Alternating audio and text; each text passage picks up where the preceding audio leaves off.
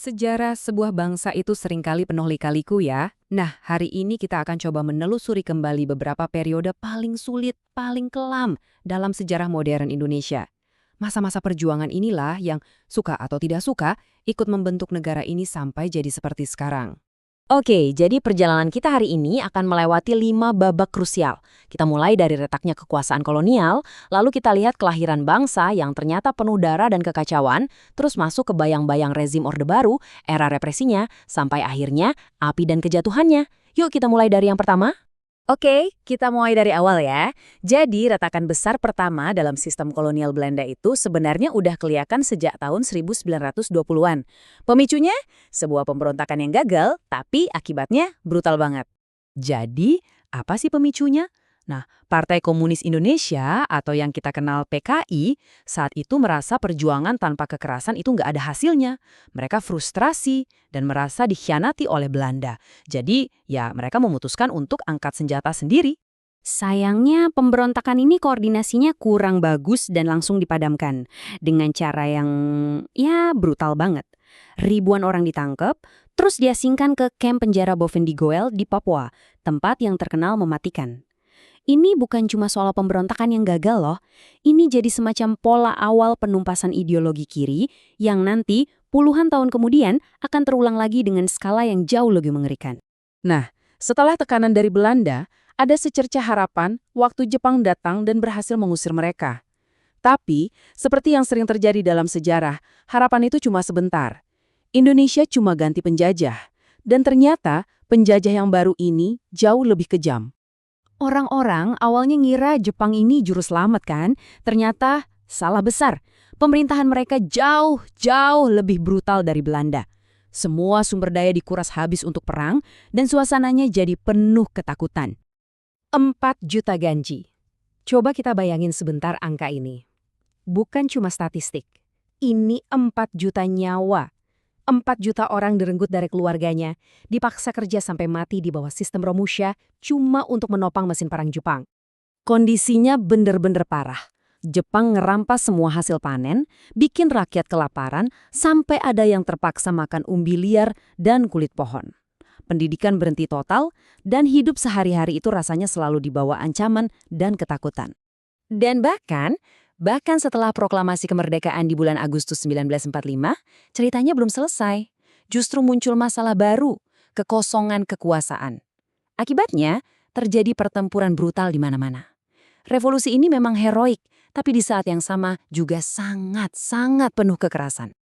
Oke, perjuangan belum berakhir setelah 1945. Malah, negara yang baru lahir ini langsung dihadapkan sama konflik internal yang parah, yang pada akhirnya justru membuka jalan bagi lahirnya seorang penguasa otoriter yang baru. Di tahun 1948 terjadi semacam, perang saudara skala kecil, peristiwa Madiun. Pasukan PKI bentrok sama tentara Republik, dan hasilnya adalah puluhan ribu orang tewas. Ini meninggalkan luka politik yang dalam banget. Dan seolah itu belum cukup, setahun kemudian situasinya makin genting. Belanda datang lagi lewat agresi militer kedua. Mereka berhasil merebut ibu kota dan menangkap semua pemimpin kita. Selama beberapa bulan, rasanya mimpi kemerdekaan itu seolah udah berakhir. Walaupun kemerdekaan akhirnya berhasil dipertahankan, tahun-tahun berikutnya itu, penuh gejolak. Ketegangan antara 3 kekuatan besar, militer, kaum nasionalis, dan komunis terus memanas, sampai akhirnya meledak. Dan ledakan itu terjadi di tahun 1965, salah satu babak paling kelam dan kontroversial dalam sejarah kita. Setelah ada dugaan percobaan kudeta militer, di bawah pimpinan Jenderal Soeharto melakukan pembersihan anti-komunis yang luar biasa brutal. Korbannya diperkirakan antara 0,5 juta sampai 1 juta orang tewas. Ini adalah salah satu pembunuhan massal terburuk di abad ke-20. Nah, ini dia titik baliknya.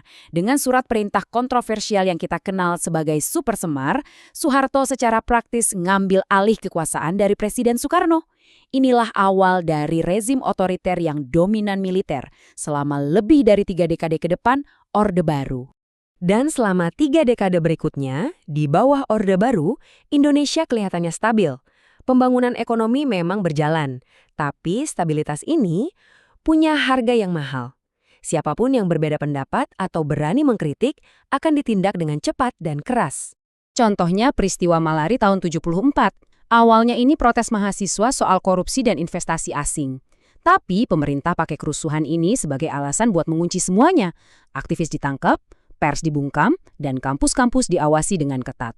10 tahun kemudian, target represinya bergeser ke kelompok agama. Puncaknya itu tragedi Tanjung Priuk, di mana aparat keamanan menembaki demonstrasi damai. Ratusan orang diperkirakan tewas, dan negara berusaha keras menutupi kejadian ini selama bertahun-tahun. Tapi, ya, nggak ada rezim yang abadi kan? Akhir dari Orde Baru ternyata sama kerasnya kayak awalnya, dan pemicunya adalah krisis ekonomi yang parah banget. Coba deh lihat angka-angka ini. Gila kan? Kurs rupiah yang tadinya stabil di sekitar 2.000, tiba-tiba anjlok jadi 16.000 per dolar. Bayangin aja, tabungan yang dikumpulin bertahun-tahun nilainya hilang dalam sekejap. PHK terjadi di mana-mana. Fondasi ekonomi yang jadi kebanggaan Orde Baru runtuh, dan kepercayaan rakyat pun ikut hancur. Kemarahan karena krisis ekonomi ini langsung meledak di jalanan. Mahasiswa demo di mana-mana menuntut reformasi. Titik baliknya adalah 12 Mei, waktu mahasiswa Trisakti ditembak mati oleh aparat. Setelah itu, Jakarta terbakar dalam kerusuhan massa yang mengerikan. Akhirnya, pada 21 Mei, setelah 32 tahun berkuasa, Soeharto terpaksa mundur. Runtuhnya rezim ini memakan korban yang sangat-sangat banyak. Ratusan orang tewas dan terjadi kekerasan seksual sistematis yang mengerikan. Luka yang ditinggalkan sangat dalam, terutama bagi komunitas Tionghoa Indonesia yang dijadikan kambing hitam dalam kekacauan itu. Setelah kita lihat semua tahun-tahun kelam ini, pertanyaannya, jadi gimana caranya sebuah bangsa bisa sembuh dari trauma sebesar ini? Apa yang diperlukan untuk benar-benar pulih dari luka sejarah yang begitu dalam? Mungkin menghadapi masa lalu, sepahit apapun itu, adalah satu-satunya cara untuk kita bisa melangkah maju.